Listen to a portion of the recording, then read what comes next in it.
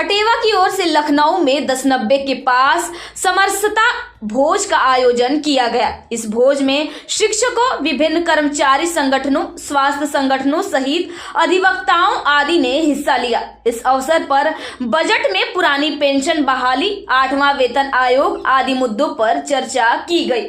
वहीं इस दौरान संकल्प लिया गया कि पुरानी पेंशन बहाली तक हमारी लड़ाई जारी रहेगी। पुरानी पेंशन बहाली को लेकर अटेवा के राष्ट्रीय अध्यक्ष विजय कुमार बंधु ने फर्क इंडिया से बातचीत की।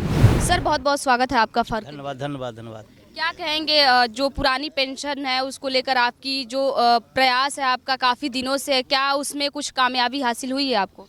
देखिए, अभी तो बजट आया था और बजट जब आता है तो पूरे देश का हर वर्ग, चाहे जो भी हो, किसान हो, मजदूर हो, शिक्षक हो, कर्मचारी, सब इंतजार करता है कुछ न कुछ हमारे लिए बजट रहेगा। तो दुर्भाग्यपूर्ण है कि 95% लोग इससे बाहर हो गए। 5% लोगों को बजट आया है, बहुत ही निराशाजनक है। शिक्षकों, कर्मचारियों के लिए, लोअर मिडिल क्लास के लिए बहुत निराशाजनक है।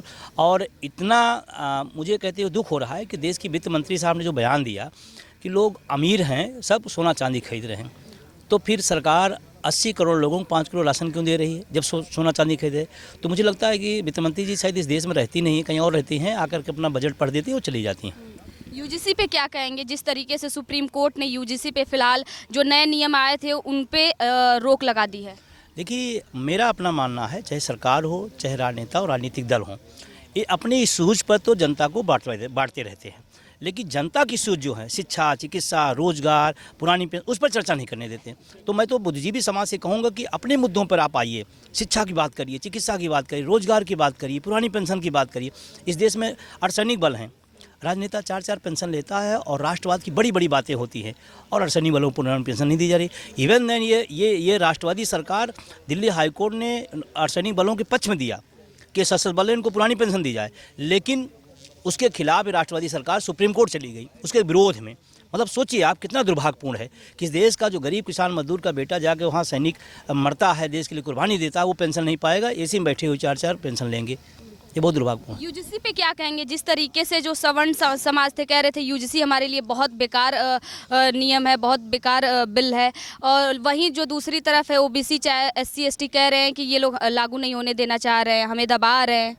सरकार बड़ी चालाक है, वो चालाकी से लोगों को लड़ाती है और इसलिए लड़ाती है कि जनवादी सवालों पर बात ना होने पाए, इधर की बात उधर की बात होते रहे।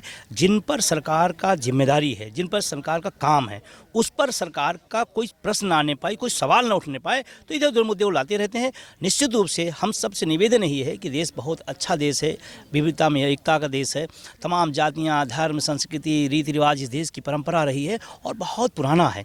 किसी दल के आने से ये देश नहीं आया है, ये देश है तो दल है। दुर्भाग्य है कि आज जो दल वाले लोग हैं उनके लिए देश बाद में और दल पहले हो गया, ये दुर्भाग्य इस देश का। 2027 में विधानसभा चुनाव आ रहा है, उस पर क्या कहेंगे? ये विधानसभा चुनाव आ रहा है और मैं तो अपने मतदाताओं से, तमाम सारे लोगों से निवेदन करूंगा कि मुद्दों पे आइए, मुद्दों पर वोट करिए, शिक्षा की बात करिए, चिकित्सा, जाइए आप अस्पतालों में 10 बेड हैं, 1000 आदमी खड़ा हुआ है। क्यों भाई?